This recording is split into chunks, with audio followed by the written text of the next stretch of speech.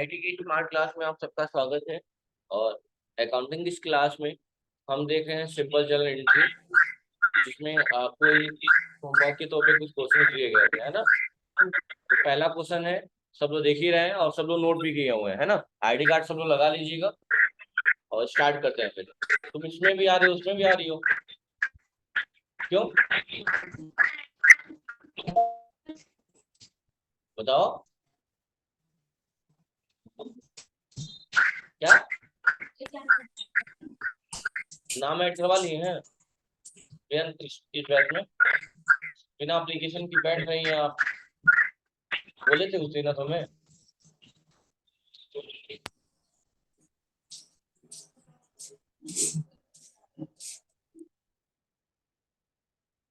चलिए स्टार्ट किया जाता है। खड़े हो आयुष, पहला क्वेश्चन पढ़िए, क्या लिखा हुआ है। Paid wages. पेड वेजेज का मतलब क्या होता है? पेड का मतलब क्या होता है? देना कि पाना? देना होता है। वेजेज का मतलब होता है मजदूरी। क्या होता है? मजदूरी। अब आप बताइए, मजदूरी वेजेज तो हो गया, ना कोई नाम है ना संपत्ति है, तो जाहिर सी बात नॉमिनल अकाउंट है। अच्छा, वेजेज का मतलब मजदूरी होता है। मजदूरी देना खर्च है कि इनकम है? प्लस होगा कि माइनस होगा? माइनस होगा। मतलब इस पूरी लाइन में एक वर्ड बस हमें समझ में आया है कि मजदूरी। ये मजदूरी दी है, एक ही वर्ड शब्द समझ में आया है। तो पहला अकाउंट बन गया वेजेज। क्या बन गया? वेजेज। वेजेज डेबिट कर दी। अब जाहिर सी बात है, क्रेडिट कौन होगा? तो मजदूरी किस रूप में देंगे? या तो कैश से देंगे या तो चेक यानी कि बैंक से देंगे, यही ना। यहाँ कैसे दिया गया है? नहीं पता। नहीं पता तो कैश। क्या बनाएंगे? Wages account debit to cash account. चलिए बैठ जाइए। बता नहीं पा रहे हैं, क्या फायदा पढ़ने का। नेक्स्ट, खड़े हो जाओ बगल में। क्या दिया गया है यहाँ पे? पेड का मतलब देना कि पाना? देना। क्या दिया गया है? रेंट दिया गया है। रेंट का मतलब क्या होता है? भाई किसी चीज का भाड़ा, चाहे रूम का चाहे किसी चीज का भी रेंट दे रहे हैं। तो रेंट देना इनकम है कि एक्सपेंस है? हाँ, एक्सपेंस होगा। तो इतने बड़ी लाइन में सिर्फ एक ही शब्द हमें हमें समझ में आया है। एक शब्द, सिर्फ एक वर्ड, इसका नाम क्या है? रेंट। और रेंट समझ में आ गया, कोई दिक्कत नहीं है, रेंट का अकाउंट हमने बना भी लिया। अब क्रेडिट होगा डेबिट होगा, ये पहचानेंगे जब पूरा सेंटेंस पढ़ेंगे कि रेंट दे रहे हैं कि पा रहे हैं। दे रहे हैं तो एक्सपेंस है, पा रहे हैं तो इनकम है। तो यहाँ क्या रहे? दे रहे हैं ना, तो क्या हो गया? एक्सपेंस। एक्सपेंस होगा तो क्या हो जाएगा? माइनस। माइनस का मतलब डेबिट। क्रेडिट कौन होगा? या तो कैश या तो बैंक होगा। सीधी सी बात है भाई, किसी को पेमेंट या तो चेक से करेंगे या तो कैश से करेंगे। समझ में आ रही बात है ना। तो यहाँ कैश दिया, चेक दिया है। चेक दिया है, किसका नाम आएगा? बैंक का नाम। कितनों को सही है क्वेश्चन? ठीक है, बैठ जाइए। हाँ हाँ, आइए। नेक्स्ट, यहाँ सैलरी दी गई, तो क्या पेड किया गया है? सैलरी। क्या दिया गया है? सैलरी। तो पहला अकाउंट क्या समझ में आया? एक अकाउंट समझ में आ गया। क्या समझ में आया? सैलरी बनाएंगे। सैलरी बन गई, सामने देखिए, सैलरी बन गई। ठीक है, सैलरी देना इनकम है कि एक्सपेंस है? सैलरी किसी को तुम दे रहे हो, एक खर्च है कि इनकम है? खर्च है। खर्च है तो माइनस होगा प्लस होगा? माइनस का मतलब डेबिट। अच्छा, सैलरी किस रूप में दोगे? या तो बैंक से दे दोगे या तो कैश दे दोगे। यहाँ कैसे दे रहा है? कैश दे रहा है। वेरी गुड, बैठ जाइए। यानी salary account debit to cash account. आया समझ में सबको? ठीक है, पीछे कौन है उसके बाद? खड़े हो जाइए। कामेश्वर, बताइए अगला क्वेश्चन। 14 जून वाला क्या किया जा रहा है? परचेज। पहले अकाउंट कौन सा बनाएंगे? परचेज का बनेगा। ठीक है, बगल में क्या कर रहे हैं? क्वेश्चन पढ़िए। परचेज। क्या कह रहे हो? तेज बोलो ने पूरा। हाँ, 14 जून वाला पढ़िए।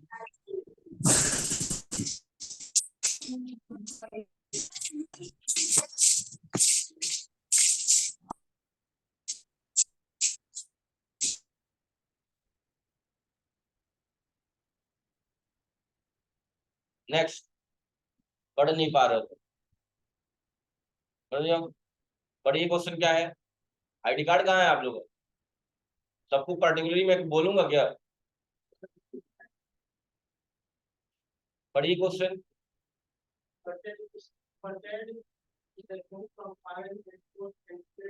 कागज एंड कंपनी, सीओ का मतलब कंपनी होता है। और यही अगर किसी अपार्टमेंट का नाम लिखा होगा ना, तो अपार्टमेंट के लिए यूज किया जाता है। चलो पढ़ो।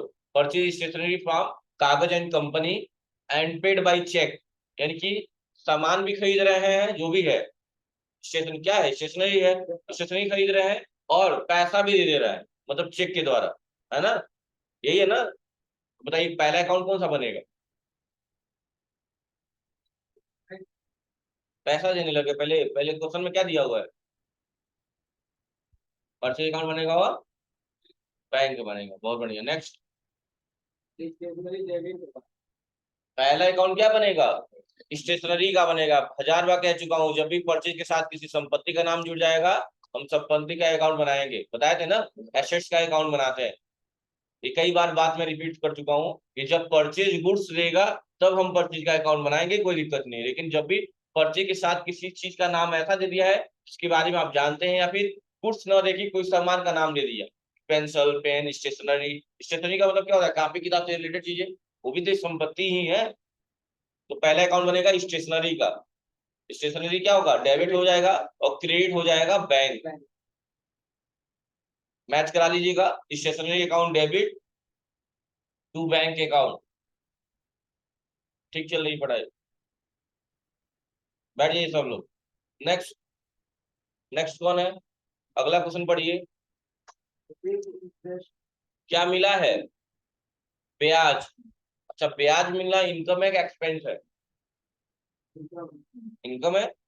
इनकम है तो प्लस होगा कि माइनस होगा? मतलब अब जाहिर सी बात है, हम लोग सिंपल पढ़ रहे हैं, सिंपल में एक माइनस होगा, एक दूसरा प्लस होगा, तो हमको प्लस वाला मिलेगा। प्लस क्या मिला? To interest, interest receipt. यानी अगर हमें प्लस वाला मिल गया तो क्या ढूंढना है? माइनस वाला, यानी डेबिट वाला ढूंढना है। तो डेबिट कौन होगा?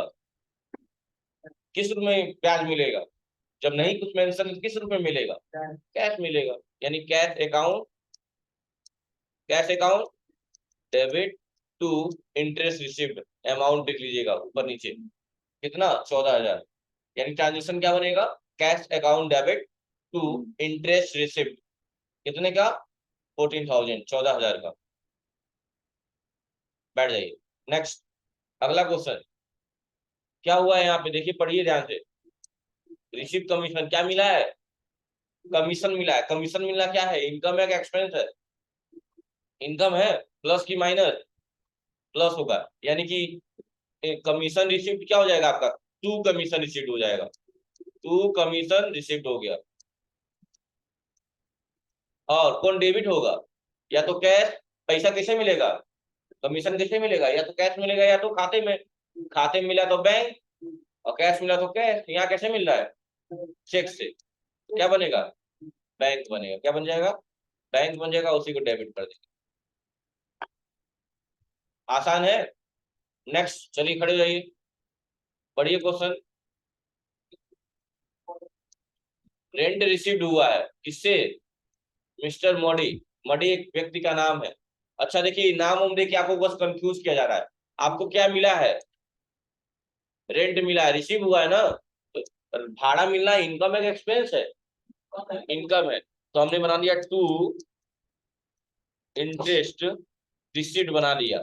अब कई लोग नाम पढ़ के इसका कंफ्यूज हो जाएंगे कि दूसरा अकाउंट मिस्टर मडी का बन जाएगा। यही गड़बड़ होगा आपसे। अच्छा बताइए, अगर मिस्टर मडी का भी बनाएंगे तो मिस्टर मडी यहाँ देने वाला है कि पाने वाला है? पाने वाला है। देने वाला है। तो देने वाला क्रेडिट होगा, डेबिट होता है? क्रेडिट होता है। तो सोचिए, मिस्टर मडी भी क्रेडिट हो जाएगा, इंटरेस्ट रिसीव भी क्रेडिट हो जाएगा। यानी दो खाते बनाए, दोनों क्रेडिट, तो डेबिट कहाँ गया? तो इसीलिए नाम से कोई लेना देना नहीं है। कौन दिया उससे मतलब नहीं है। ये याद रखिएगा। एक रिसिप्ट का बना दिए और दूसरा क्या बनेगा? कैश बन जाएगा। मिस्टर मडी बस आपको कंफ्यूज करने के लिए दिया गया है। मतलब यही है, सेंटेंस को पढ़ के समझना होता है कि हमको इंटरेस्ट मिल रहा है, किस रूप में मिलेगा? व्यक्ति के रूप में इंटरेस्ट मिलेगा। तो व्यक्ति का नाम आएगा ही नहीं। अगर सोचो, लॉजिक भी लगाओ, तो मिल रहा है ब्याज, इंटरेस्ट रिसीव रहा है, क्रेडिट कर दिए, और देने वाला मिस्टर मड्डी है, देने वाला भी क्रेडिट होता है, दोनों क्रेडिट हो जाएंगे। घर में अगर तार आ रहा है तो दोनों प्लस ही हो जाएगा? नहीं होगा। तो कॉमन सी बात है, बस दिमाग लगाना है आपको। नाम देने के लिए सिर्फ एक ही इंटेंशन है कि आपको कंफ्यूज किया जा सके, क्योंकि क्वेश्चन वाला समझता है कि आप बेवकूफ है, बट है नहीं ना। ठीक है, बैठ जाइए। नेक्स्ट, बढ़िया। अगला, इंटरेस्ट इशू हुआ, पहला अकाउंट क्या मिल गया? क्या होगा? क्रेडिट होगा, डेबिट होगा? डेबिट हो जाएगा। आगे आगे बोलेंगे तो क्लास से बाहर निकाल दूंगा तुरंत, क्योंकि दो ही चीज होगा, या तो डेबिट या क्रेडिट, दोनों बोल ले रहे हैं आप लोग। 50 बार नियम बता चुका हूँ। ब्याज मिल रहा है, ब्याज मिलना इनकम है कि एक्सपेंस है? क्या है ब्याज मिलना? इनकम है, तो प्लस होगा कि माइनस होगा? तो क्रेडिट होगा कि डेबिट होगा? कई बार बता चुका हूँ कि माइनस को डेबिट से इंडिकेट कर लीजिए और प्लस को क्रेडिट से इंडिकेट कर लीजिए, ये आपको हेल्प करेगा पूरी ट्रांजेक्शन में। तो आप लोग दोनों वर्ड यूज कर ले रहे हैं। डेबिट हम बोले डेबिट, तो फिर क्या करना है क्रेडिट, दो ही चीज है, रिपीट कर ले रहे हो। तो पहला अकाउंट क्या मिल गया यहाँ पे? इंटरेस्ट रिसिप्ट का। पहला अकाउंट क्या मिल गया? इंटरेस्ट रिसिप्ट का। और ब्याज मिला इनकम है कि एक्सपेंस है? इनकम है। क्रेडिट होगा डेबिट होगा? हाँ,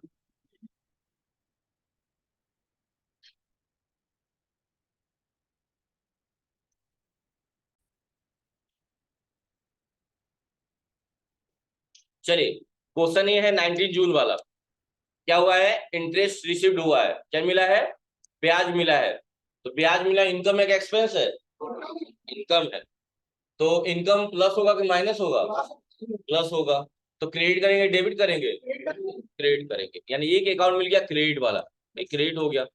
अब अगर नाम के चक्कर में पड़ेंगे तो यहाँ कंफ्यूजन क्रिएट होना संभव कंफर्म है, क्योंकि देने वाला कौन है? मिस्टर बैजू।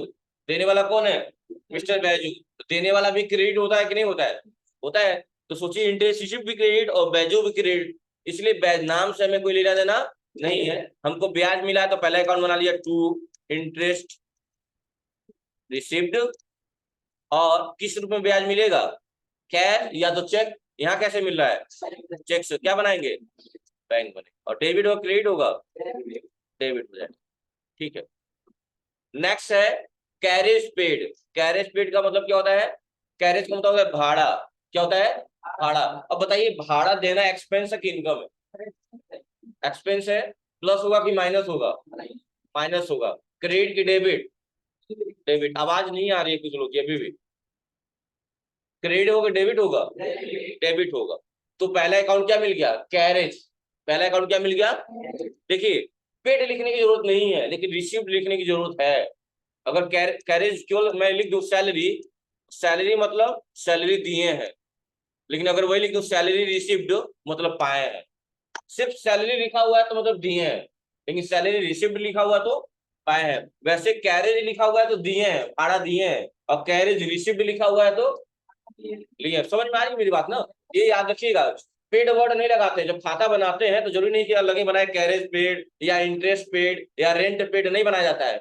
या वेजेज पेड नहीं, जैसे यहाँ वेजेज लिखा था तो आप बनाते वेजेज पेड नहीं, सिर्फ वेजेज लिख देंगे तो मतलब भाड़ा दिए हैं और वही मजदूरी दिए हैं, और वही वेजेज रिसिप्ट लिख देंगे तो मजदूरी प्राप्त किए हैं। समझ में आ रही है बात ना?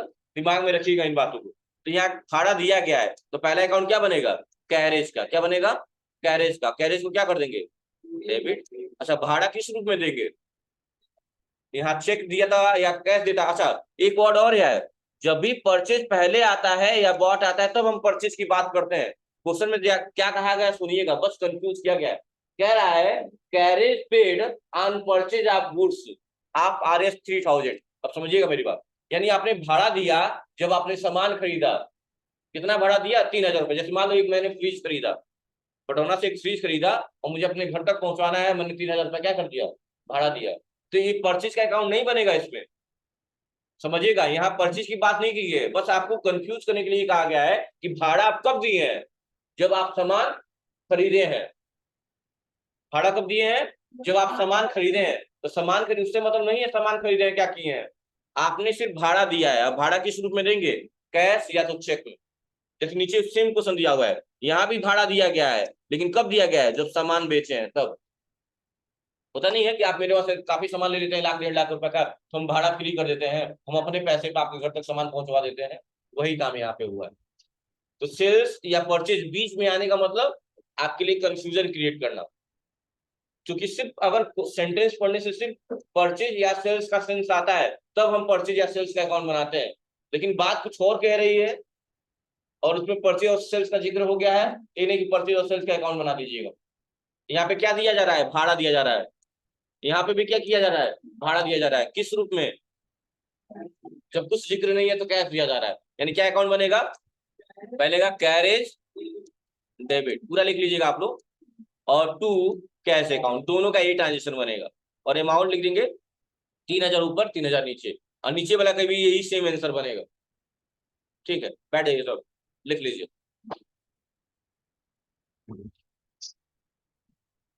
खड़ा होकर और अच्छे से समझ में आता है ना।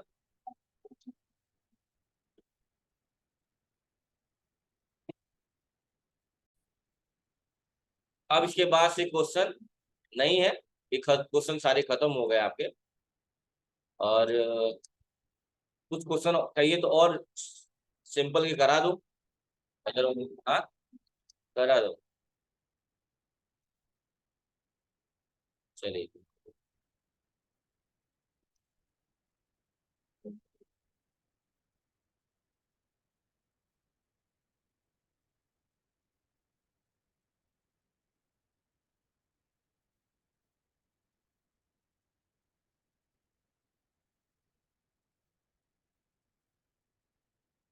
नहीं, ये तो वो वाला है, कंपाउंड है। हम नहीं है,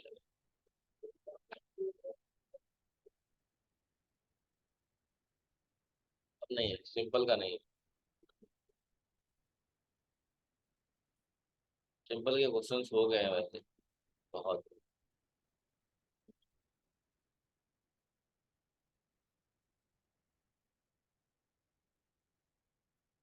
यहाँ तक तो उस दिन करा दिया था, सुभाष तक, है ना। अब एक क्वेश्चन है, देख सकते हैं आपके सामने स्क्रीन पे दिख रहा होगा, April 1। अब अपने फाइल पे आ गए हैं आप लोग, फाइल में मत देखिएगा आप लोग, ठीक है।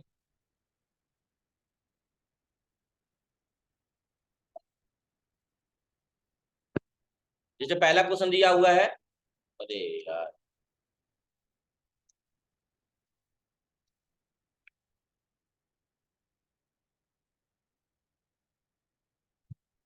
ये था, क्या पिक्चर हो, क्या क्वेश्चन था, ये था, ठीक है। जैसे देख रहे हैं, पहला क्वेश्चन दिया हुआ है, 1 अप्रैल 2016 को बिजनेस स्टार्ट हुआ है, क्या हुआ है, बिजनेस स्टार्ट हुआ है। अच्छा, आप देखिए, थोड़ा सा कुछ समझना समझना है आपको क्या। अब जो भी ट्रांजेक्शन करेंगे ना आप लोग, जैसे नॉर्मली ऐसे लिख देते हैं क्रेडिट डेबिट ना, अब कोई भी ट्रांजेक्शन करेंगे इस ब्रैकेट के भीतर करेंगे। क्यों, क्योंकि ये जर्नल का फॉर्मेट है, क्या है, जर्नल का फॉर्मेट है। और सारा ट्रांजेक्शन आपको इसी के भीतर है। अगर 10 क्वेश्चन दिए हुए हैं, अगर 10 क्वेश्चन दिए हुए हैं, तो 200 क्वेश्चन इसके भीतर ही होंगे। जैसे आप खुद देख लीजिए कि एक एक लाइन छोड़ के इस तरह किया गया है, देखिए, देख रहे हैं ना, एक लाइन छोड़ के 1 अप्रैल का क्वेश्चन, फिर दूसरे का, फिर ऐसे तीसरे का, अलग अलग दिया हुआ है, एक ही ब्रैकेट में बनेगा। फॉर्मेट बिल्कुल यही होगा। क्या क्या, date, particular, LF, debit and credit. ये क्या है, जर्नल का फॉर्मेट है, क्या बोलते हैं इसे, जर्नल का फॉर्मेट है। क्या क्या पढ़िए, date, particular, LF, debit and credit, आप सुन लीजिएगा। डेट में क्या होगा, डेट में जो आपका डेट तारीख होगा, जो भी वो आप मेंशन करेंगे। पार्टिकुलर में क्या करेंगे, जो भी आप लिखते हो ना, cash account, debit to capital, ये सब जैसी बातें जो ट्रांजेक्शन बनाते हो, पार्टिकुलर के भीतर रहेंगे। एलएफ में क्या होता है, अभी एलएफ का कोई यूज नहीं है, लेकिन एलएफ का मतलब होता है लेजर फोलियो, जिसे हिंदी में बोलते हैं पृष्ठ संख्या। जैसे किताब में नहीं लिखते हैं चौथा पेपर किस पेज में लिखा रहता है, वैसे लोग पहले कॉपी में बनाते थे अकाउंटिंग। अभी पहले कंपनी वाली बात नहीं थी, एक सिस्टम वाली बात नहीं थी, लोग कॉपी में बनाते थे। किसका डाटा कहाँ है, वहां पृष्ठ संख्या लिखते थे, पेज नंबर लिखते थे, ताकि उनके पेज कौन सी उनका डिटेल दिखा सके। जैसे दो टाइप के लोग कॉपी में लिखते हैं, एक एक ही पन्ना में सबका नाम लिखा हुआ है, इतना फलाना ले गया, इतना उधार ले गया, सब लिखते हैं। और एक आप क्या करते हैं, सबका एक सेपरेट सेपरेट पन्ना होता है, आप जितना भी ले जाएंगे सामान उधार मेरे वहां से, आपके वाले हिसाब में मैं लिखता रहूंगा, होता है ना, वो बेहतर रहता है। उससे क्या होता है, इजीली हम डाटा फाइंड आउट कर सकते हैं। लेकिन एक ही पन्ने में 10-20 लोगों का नाम मेंशन किए हैं, अलग अलग लोगों का पैसा रख रहा है, तो फिर दिक्कत होती है। ठीक है, सीरियसली संख्या बहुत मैटर करता है। ये जो नीचे लिखा हुआ है इसे बोलते हैं नरेशन। क्या बोलते हैं, नरेशन। हमेशा बेइंग शब्द का यूज करके नरेशन का यूज किया जाता है। बात क्लियर है। जैसे लिखा हुआ है पेइंग कैश इन्वेस्टेड बाय, जैसे मान लो यहाँ पे क्या हुआ है, कैश और कैपिटल देख के, ट्रांजेक्शन देख के आप बता सकते हैं कि क्या हुआ है, बिजनेस स्टार्ट हुआ है। जब भी कैश और कैपिटल की बात आती है, बिजनेस हुआ है। यानी इस क्वेश्चन को मैं देख के बता सकता हूँ कि बिजनेस हुआ है, बस वही बात लिख दी गई है, paying cash invested by the proprietor. यानी कैश किसके द्वारा इन्वेस्ट किया गया है, प्रोप्राइटर। प्रोप्राइटर का मतलब ऑनर, भाई मालिक कंपनी। इस क्वेश्चन को देख के हम बता सकते हैं कि परचेज हुआ है। फर्नीचर को जब डेबिट किया गया है मतलब परचेज हुआ है, किस माध्यम से, कैश। देखो लिखा हुआ है paying furniture purchase by cash, लिखा हुआ है कि नहीं लिखा हुआ। क्वेश्चन देख के आप ट्रांजेक्शन को इजीली फाइंड आउट कर सकते हैं। जैसे एक क्वेश्चन लिखा हुआ है परचेज प्रदीप से हुआ है, तो परचेज हुआ है, सही बात है, प्रदीप का नाम आ गया मतलब उधार हुआ होगा, नकद हुआ होगा, बस वही बात लिख दिया है, पेइंग परचेज फ्रॉम प्रदीप, बस यही नरेशन होता है। पेइंग शब्द का प्रयोग हर सेंटेंस में किया जाएगा, बस आप लोगों को करने की जरूरत नहीं है, बस दिमाग में रखे रहेगा। लेकिन हाँ, अब जो भी ट्रांजेक्शन होंगे ऐसे होंगे, जैसे देखिए यहाँ पे डेबिट वाला अमाउंट, जैसे कैपिटल का अमाउंट क्रेडिट होता है, उसका अमाउंट क्रेडिट साइड रहेगा, जैसे यहाँ अमाउंट लिख नहीं गया है, यहाँ 50,000 होना चाहिए। अब कैश डेबिट है, डेबिट का अमाउंट डेबिट है, जब लास्ट में जोड़ेंगे तो हमेशा क्रेडिट का, डेबिट का बैलेंस कितना आ रहा है 50, मान या 70 टोटल, इधर कितना आना चाहिए 78 आएगा। कब 70 आएगा, जब यहाँ का अमाउंट लिखा है, यानी यहाँ पे 50,000 का मिसप्रिंट है, लिखना चाहिए था यहाँ पे, क्रेडिट वाले साइड में 50,000। अब सही है। यहाँ पे देखिए फर्नीचर डेबिट है, तो अमाउंट किस साइड पे लिखा हुआ है, डेबिट साइड। यहाँ कैश क्रेडिट है, इसका अमाउंट किधर लिखा हुआ है, डेबिट। एक लाइन छोड़ जस्ट नीचे, देख रहे हैं ना। और जब दूसरा ट्रांजेक्शन करने जाएंगे तो एक लाइन बीच में क्या कर देंगे, छोड़ देंगे। मतलब जितने भी ट्रांजेक्शन आप करेंगे ना, लाइन गैप करके ही करेंगे। समझ में आ गई बात ना, कैसे करना है कॉपी पे, बस यही तरीका होगा। जनरल का फॉर्मेट याद कर लीजिए, D particular LF debit and credit, याद रखिए, पहले डेबिट देन क्रेडिट। पासबुक में भी ऐसा ही होता है, बैंक पासबुक में पहले डेबिट देन क्रेडिट, देखिएगा वही सेम फॉर्मेट है। बोलिए क्या, उसमें क्या होता है, उसमें लिखता है कि आपके पार्टिकुलर में कि आपने ट्रांजेक्शन कहाँ किया, यूपीआई ट्रांजेक्शन किया, पैसा आया गया कैसा हुआ, स्टेटमेंट चेक कर। ठीक है, बात क्लियर है, तो ऐसा काम हो जाएगा। तो अब फॉर्मेट यही रहने वाला है। ठीक है, जितने ट्रांजेक्शन हुए हैं अब इस फॉर्मेट के भीतर है, क्योंकि सिंपल खत्म हो गया। अब नेक्स्ट स्टार्ट होगा आपका कंपाउंड। क्या स्टार्ट होगा, और याद रखिएगा कंपाउंड में क्या होगा, मोर देन 2 अकाउंट, 2 अकाउंट से ज्यादा। यहाँ 2 ही अकाउंट बनाने में आपकी हवा टाइट हो जा रही है, एक क्रेडिट डेबिट, वहां 3 डेबिट तो 1 क्रेडिट, हाँ 3 डेबिट तो 1 क्रेडिट ऐसा होगा, या 4 क्रेडिट तो 2 डेबिट, ऐसे अकाउंट बने। तो जितने ट्रांजेक्शन आपको बताए गए हैं फॉर्मेट भीतर रखिए, और रिवीजन करिए घर पे, और कल से स्टार्ट करेंगे कंपाउंड। क्लास बंक मत करिएगा रिसेंटली कोई भी क्लास, अदरवाइज ट्रांजेक्शन समझ में नहीं आएंगे तो पूरी अकाउंटिंग समझ में नहीं आएगा।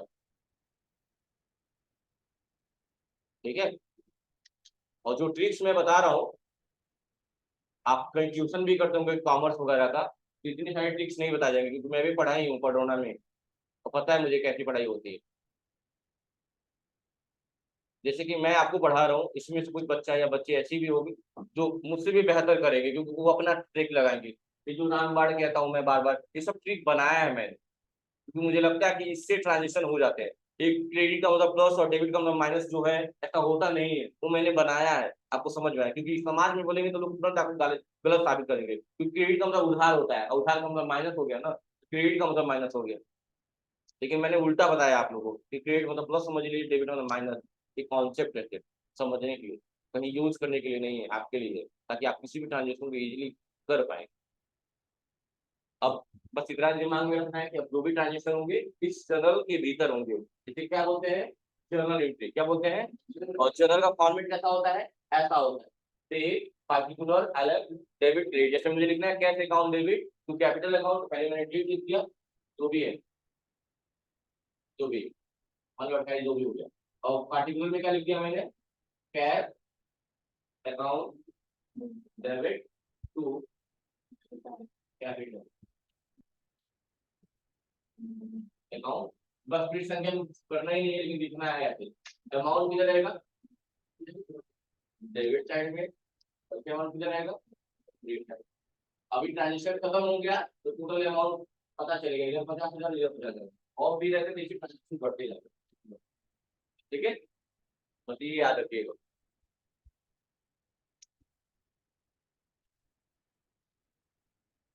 तो बस आज के लिए इतना ही।